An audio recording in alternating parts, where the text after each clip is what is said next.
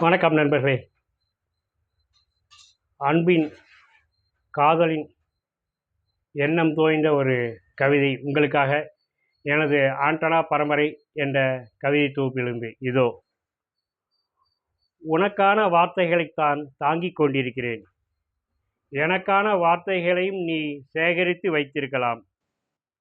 நமக்கான இடைவெளி நீண்டு கொண்டே செல்வதை தடுத்து நிறுத்தும் வார்த்தையும் கூட உன்னிடம் இருக்கலாம். அல்லது நான் எடுத்துத் தரலாம்.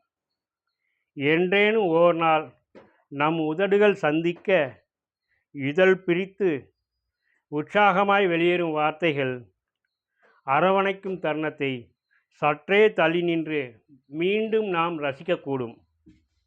என் நோக்கியும் ஓர் எட்டு வை. காத்திருப்பு போதும் நம் வார்த்தைகளுக்கு. பிடிச்சிருந்தா நண்பர்களோடு ஷேர் பண்ணுங்கள். நன்றி, வணக்கம்.